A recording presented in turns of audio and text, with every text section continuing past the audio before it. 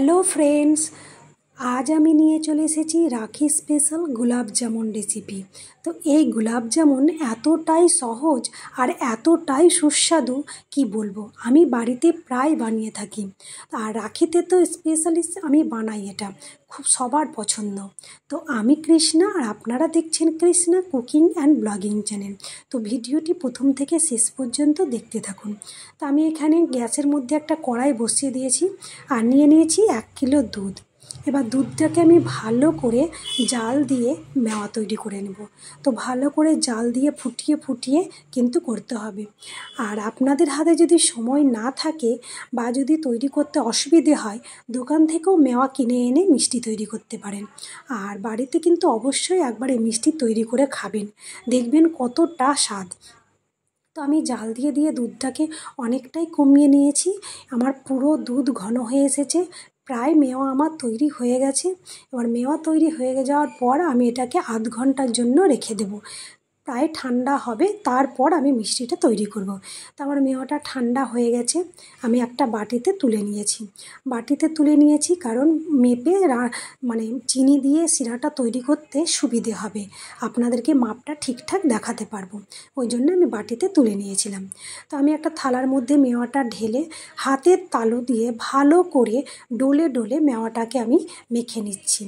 আর এই মিষ্টিটা হাত দিয়ে ডলে ডলে মাখতে হবে, কারণ এর মধ্যে দানা ভাব থাকলে হবে না, মিষ্টিটা ফেটে যেতে পারে।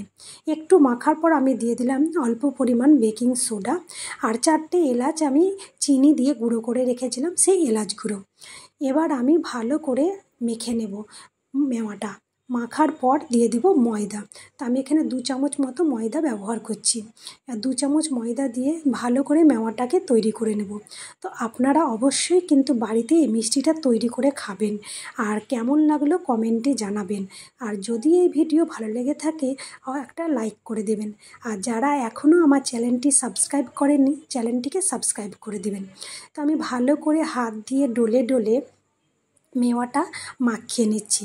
তো দেখুন আমি সুন্দর করে মেওয়াটাকে মাখাচ্ছি, আর এই মেওয়াটা মাখাতে খুব বেশি একটা সময় লাগে না, 8 থেকে 10 মিনিট মতো মাখালেই হয়ে যায়।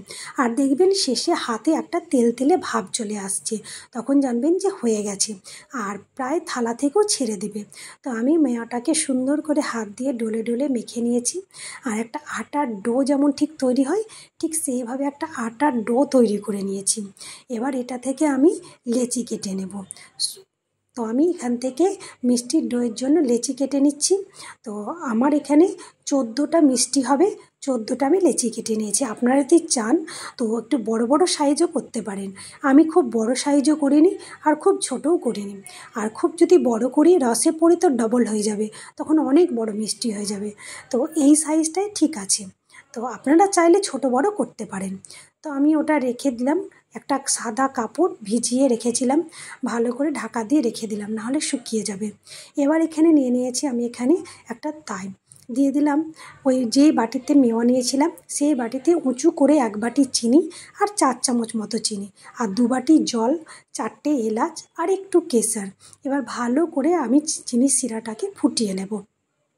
এখানে চিনির শিরা কিন্তু খুব গাঢ় বা চ্যাটচ্যাটে করার দরকার নেই, করলে কিন্তু মিষ্টিতে শিরা একদম টানবে না।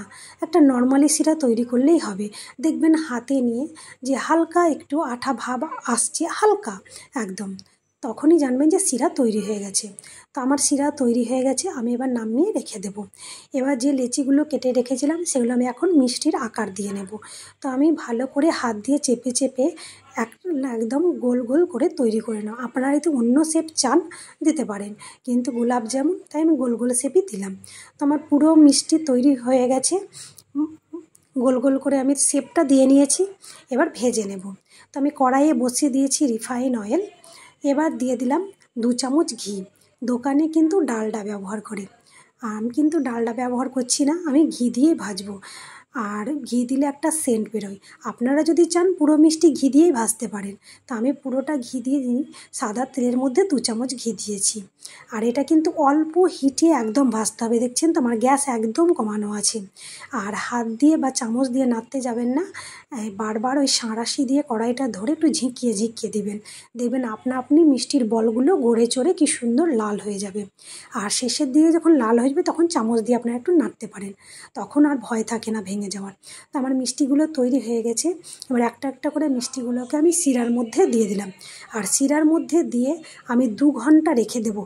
2 ঘন্টার মধ্যে দেখবেন একদম মিষ্টি শিরা টেনে ডবল হয়ে গেছে। আর এটা মিষ্টি দেওয়ার পর ফোটানোর কোনো দরকার নেই, 2 ঘন্টা রাখলেই মিষ্টি হয়ে যাবে। তো আমার মিষ্টিটা দেখতে কতটা লোভনীয় হয়েছে দেখুন। আপনারা কিন্তু অবশ্যই রাখিতে অবশ্যই বানিয়ে ভাইদেরকে খাওয়াবেন আর নিজেও খাবেন। তো আজকের মতো ভিডিওটা এখানেই শেষ করলাম।